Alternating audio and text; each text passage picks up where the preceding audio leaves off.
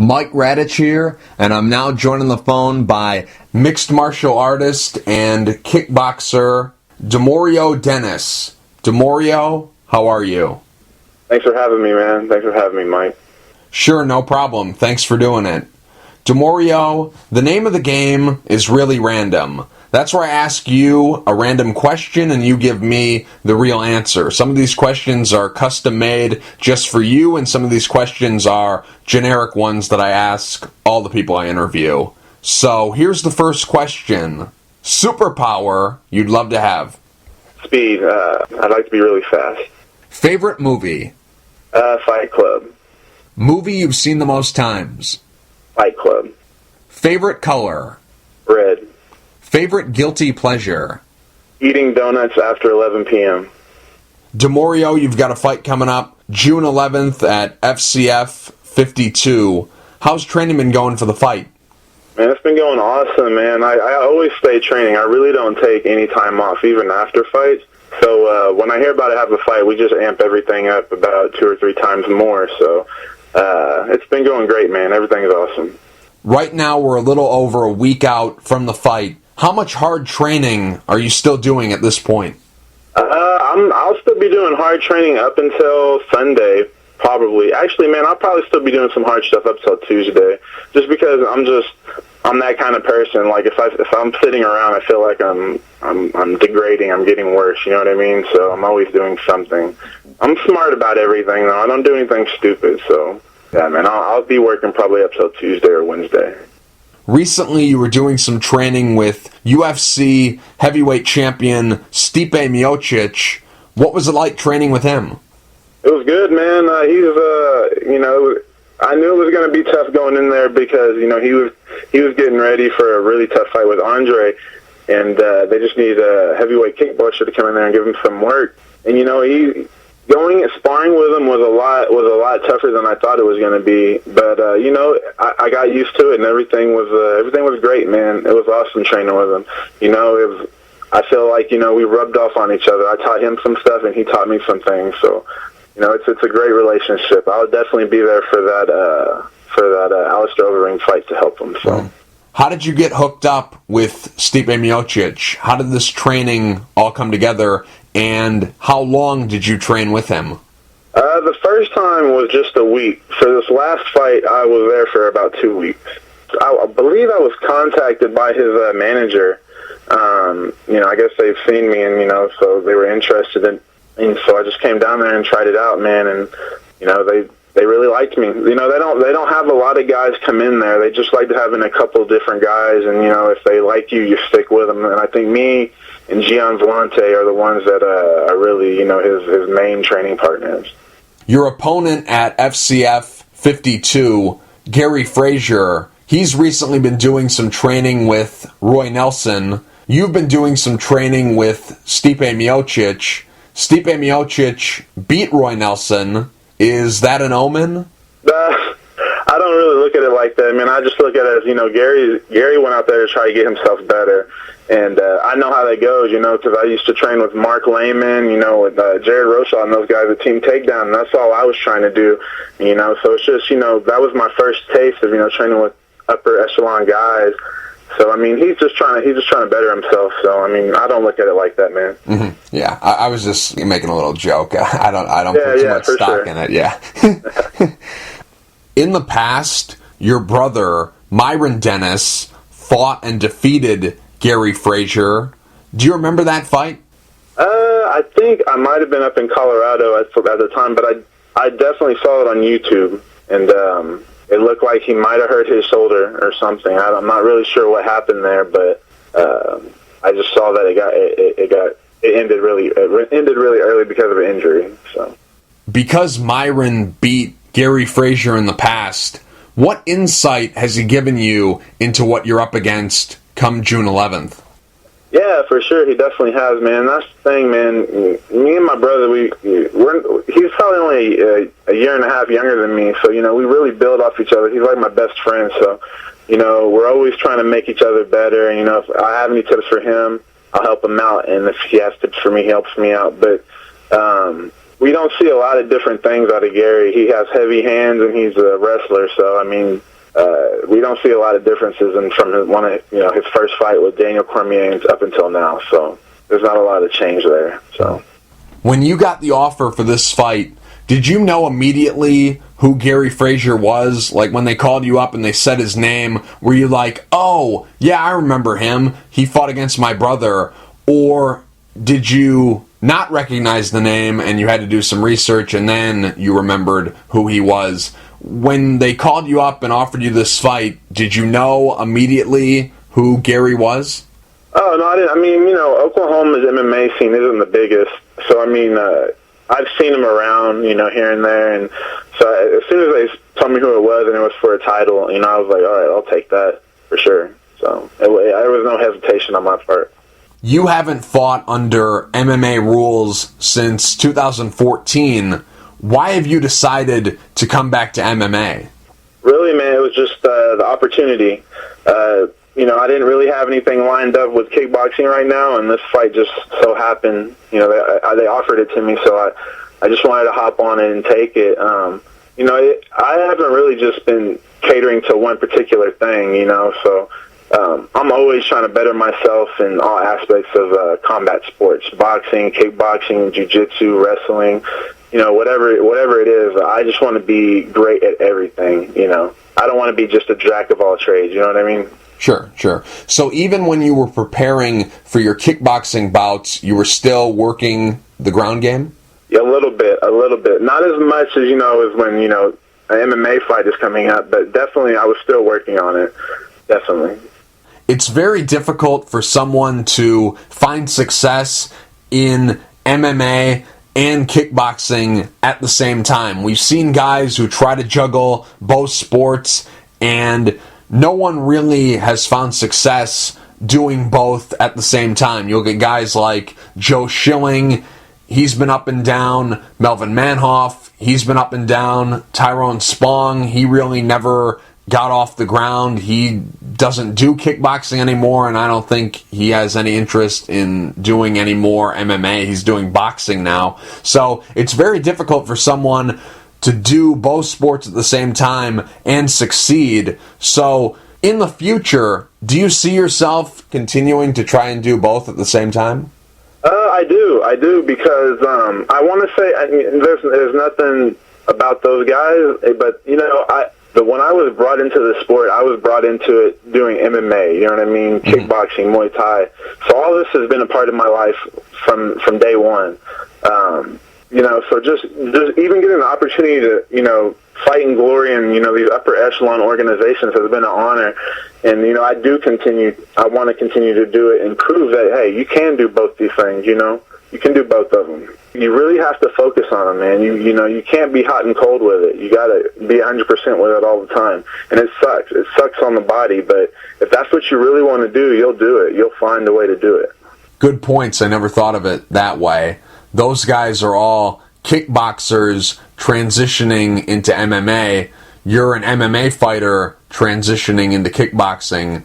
Exactly. But for me, it's hard for me doing kickboxing because, overseas, the overseas kickboxing scene is massive, humongous, So me, when I'm fighting these guys from over there, they already have, 50, 60, 70 fights under their belt, when I've barely had 20 fights of kickboxing, you know what I mean? So it's just tough in that regard. But, I'm definitely getting better in kickboxing to compete with those guys.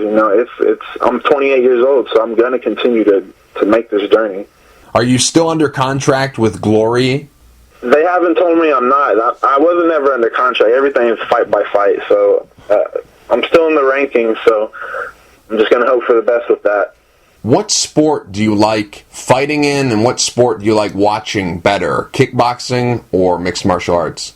Man, to be honest with you, I really loved MMA when I hopped into it, and I still love it.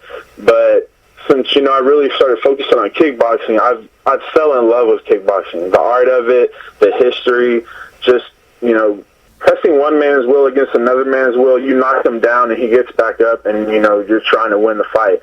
With MMA, it's a little different. You knock a guy down and however the judge sees it, they could call it right there or not. With kickboxing, you get a 10 count, and if you get up, you get the opportunity to knock the guy out again, to knock him out. So, man, I really love kickboxing. I really do.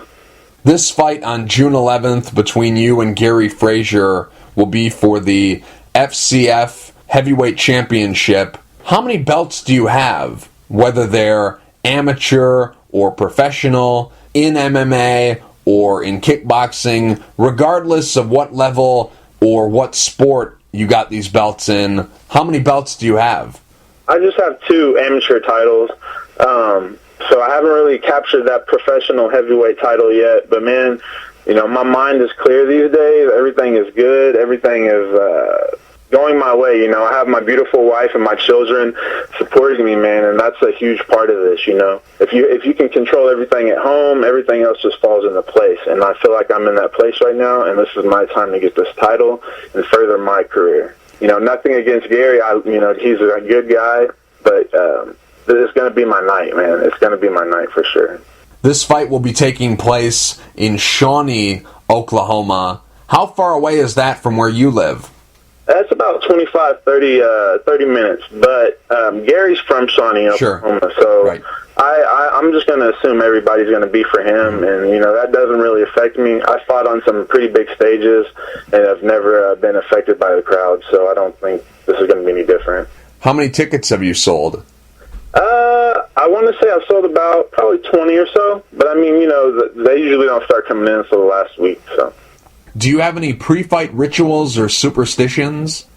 I usually have to go use the bathroom. I have to go do a number 2 before most fights, and I'm usually backstage just doing ratchet things with my friends.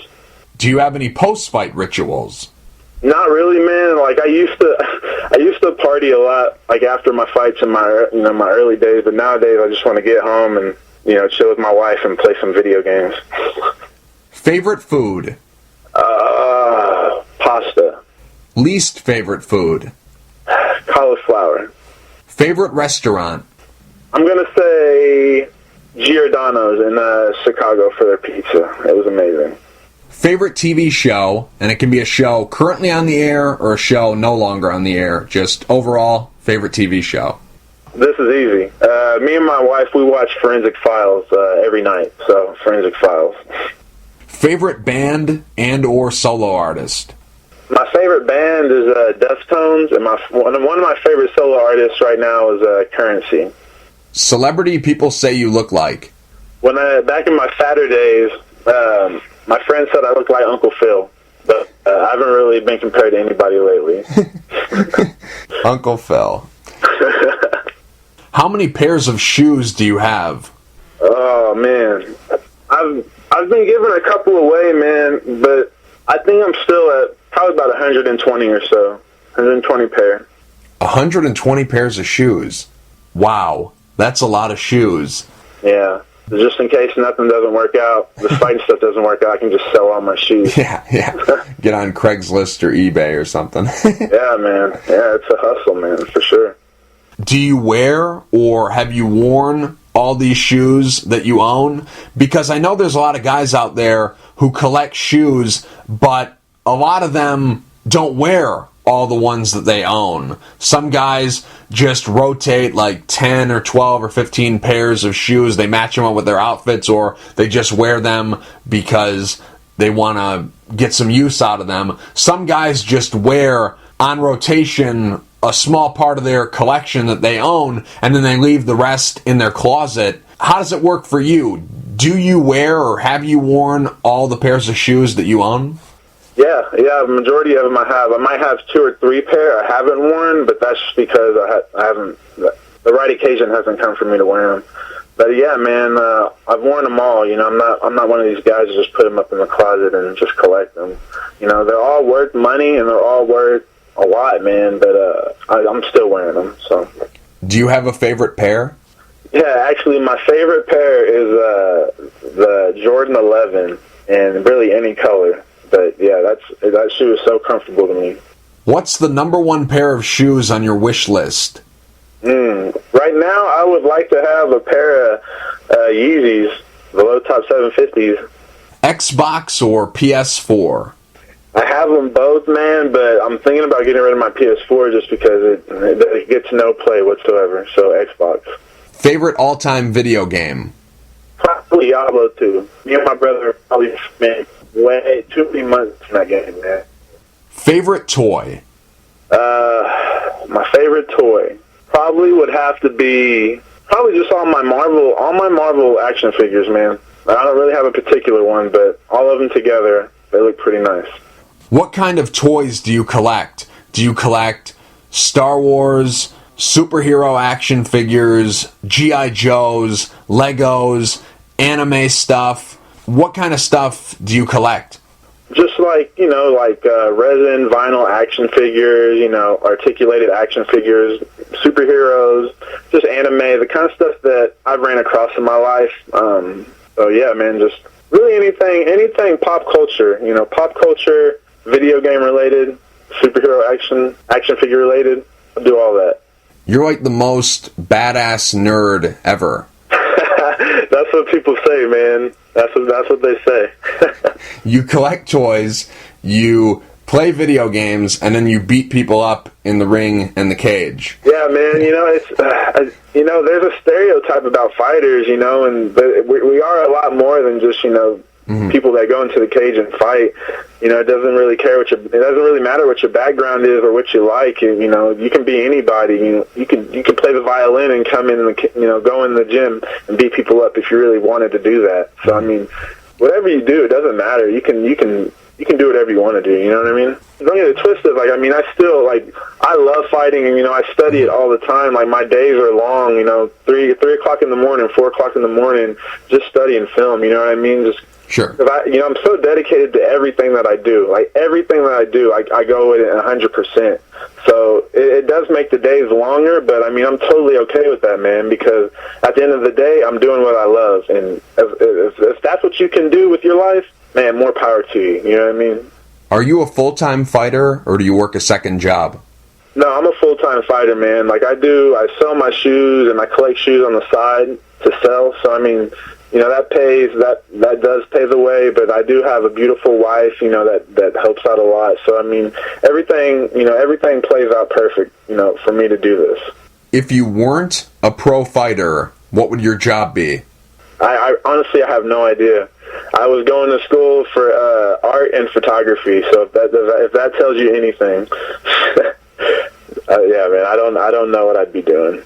How many kids do you have, and what are their names and what are their ages? I have one with my wife. His name's Mason.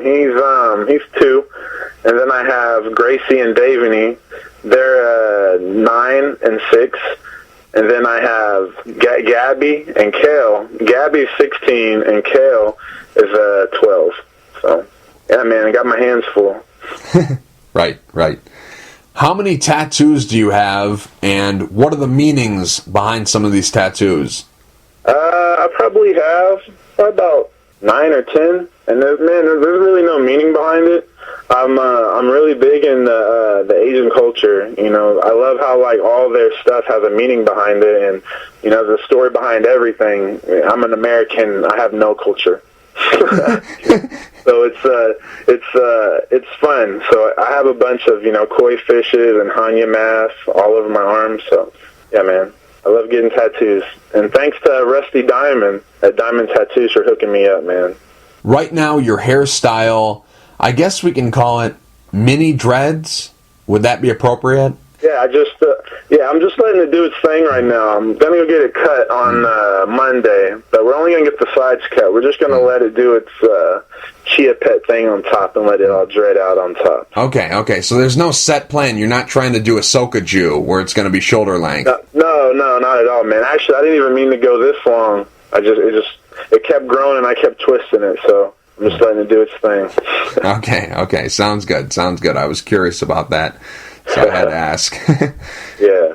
You're known for having some of the best fight shorts in the game. Who makes these shorts for you? Man, I gotta thank my guy, Art Alcantar with Boneface Fight Apparel. He hooks me up, man. I just give him my idea of what I want, and he runs with it. So I'm really blessed, because it's kind of funny. It's like he did a couple of my shorts and my brother's shorts, and then everybody else started getting crazy ass shorts. Mm-hmm. So it's cool to feel like you kind of pioneered that a little bit. Because you're known for having these great fight shorts, and because it's a major part of your brand, let's say the UFC came in and offered you a contract. Now, with the Reebok deal being in place, you won't be allowed to wear your custom shorts into the octagon when you fight for them. So is that a deal breaker for you? Or because it's the UFC, you'll be able to push those aside and just say to yourself, well, I can't wear them, but I'm in the UFC, so I'm kind of over it. Is the Reebok deal a deal breaker for you and possibly signing with the UFC should you win this fight and should they come calling? Yeah, man, I would leave him behind, because everybody wants to be in the UFC. That's a huge mark on your resume. So I would probably just let it be what it is. But you would have to look out for my super duper exclusive T-shirt. Mm-hmm. Right. Good call. Right. On this season of The Ultimate Fighter, your brother Myron is on the show. He went through the entire tryout process. He made it onto the show. He won his fight to get into the house. He lived for 6 or 8 weeks in the house filming the show. I'm sure he told you everything about the entire experience. Now, knowing what you know and talking to your brother about the show, let's say the UFC did a heavyweight season and they said, hey, Demoreo, we want you to be a part of the show. Are you in based on what your brother told you and what you know about the show? Would you consider doing The Ultimate Fighter if they offered you a spot?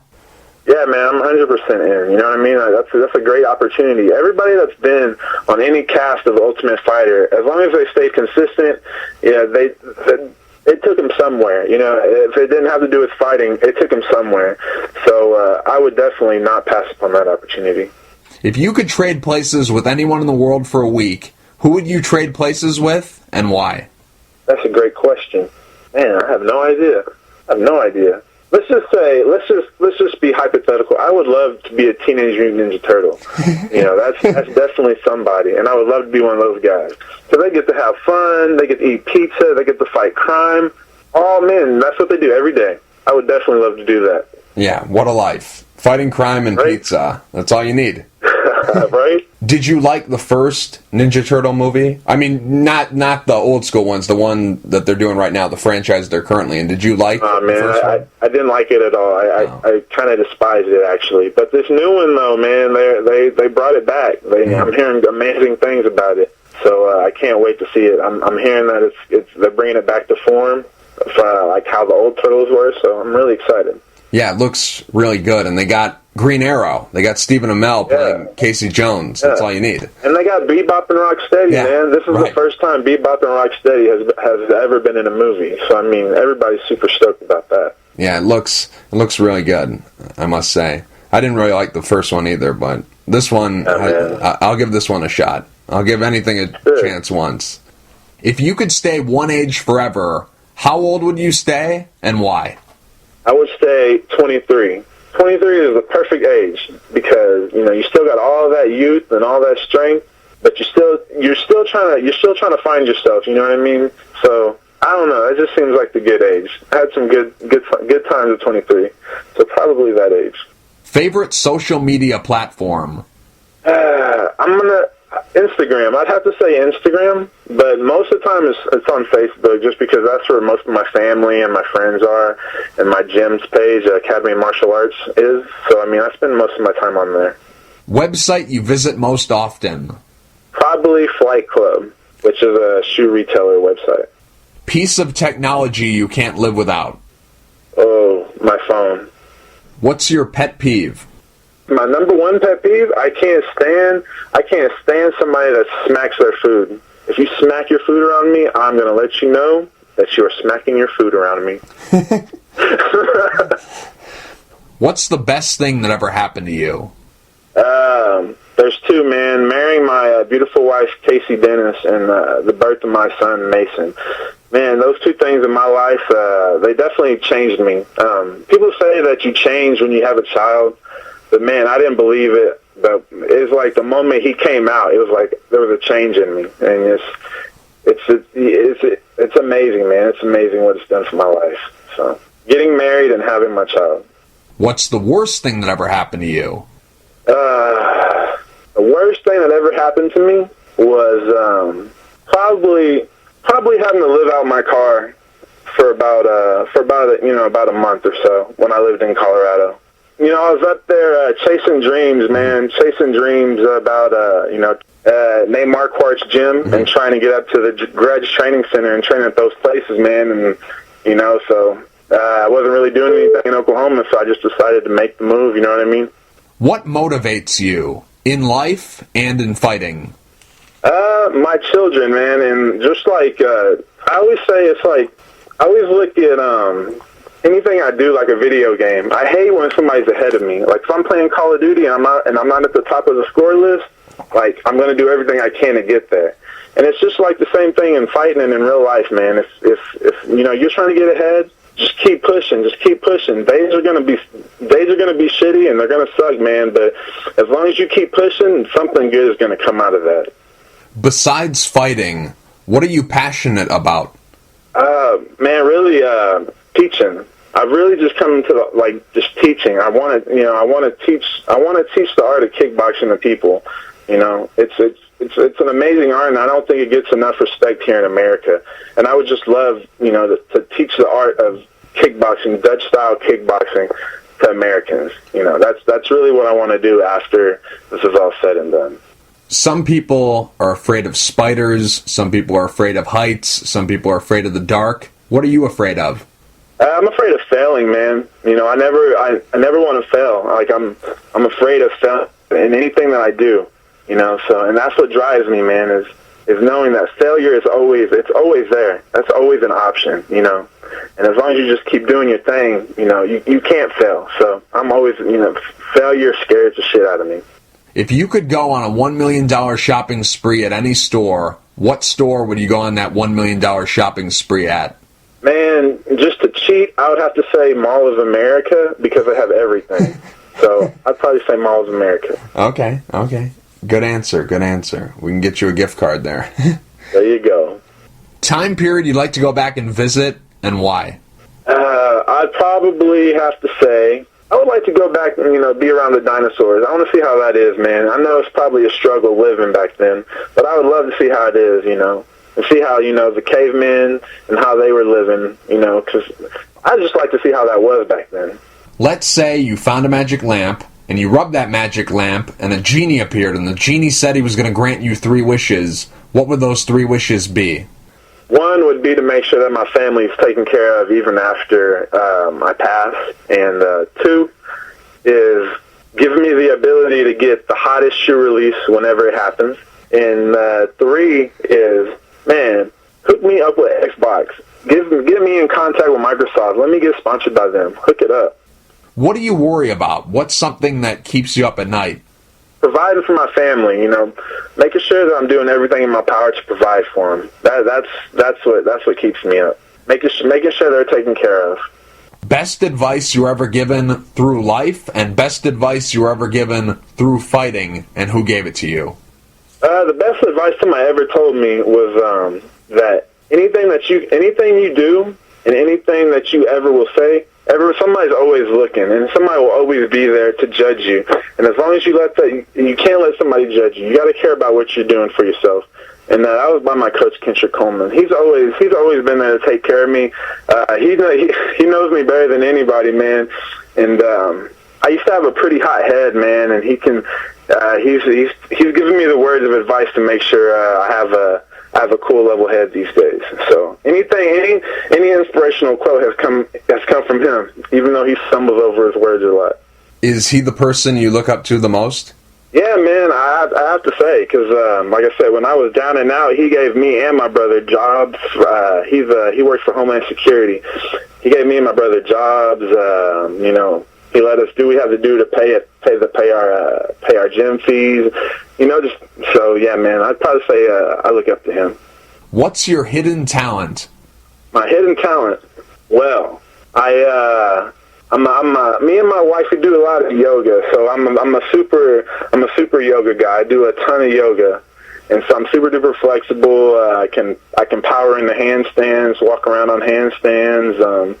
So yeah, man, yoga is a secret hobby of mine. It's my secret talent. Nice. I'm seeing a business model coming together. A little bit of yoga, a little bit of kickboxing. I'm seeing a business coming there together you go, here. man. Number one thing on your bucket list? Number one thing, I want to go travel around the world and ride the top 10 fastest roller coasters with my wife. That's the number one. If you could change one thing about the world, what would you change and why? Man, it's a pretty stereotypical answer, man. But I would really change all like the hate and discrimination amongst people, man. It's sad to see, but I mean, it seems like it's not going to go anywhere. But I would definitely get rid of that, man. I would like a happier place for my kids to grow up in. Demoreo, last question. Let's say you were on death row and about to be executed. What would your last meal be? And I need an entree, a dessert, and a beverage. What would your last meal be? Okay, man, this is easy. I'd have to get some smoked roasted chicken, and then I would have to get a side of penne pasta with a bolognese sauce, and then of course I would have to get a loaf of the Outback rye bread. And then for my drink, I would have to get a 24-ounce of High C Ecto Cooler from the 1990s. I don't need none of that new stuff they just came out with. I want the old stuff. And then for my dessert, I'd need a fat cinnamon roll from Jimmy's Roundup Cafe. And I'm all set. You've thought about this before, haven't you? Well, I mean, probably on different occasions, yeah. A dessert here and a drink here, yeah, I probably have. Leave it to a heavyweight. Right? Yep. Exactly. Demoreo, real quick before I let you go, do you have any sponsors you'd like to thank, and is there anything you want to say to the fans? Yeah, I'd like to thank Boneface Apparel, Muay Thai Addict Fight Shorts, On It, Green Strength, my strength conditioning coach Luke Tyree, and everybody at Academy Martial Arts, and Trigger Apparel, and again everybody at Academy Martial Arts for pushing me and just handling with my stuff, man, on a day-to-day basis. We're gonna go get this title, man, and bigger things are gonna happen for the gym. So everybody, come tune in and come out to Fire Lake Arena and watch me come fight Gary Frazier and come win this title on June 11th. Demoreo, thank you for taking the time to talk. I really appreciate it. Good luck June 11th at FCF 52 against Gary Frazier. Thanks, man.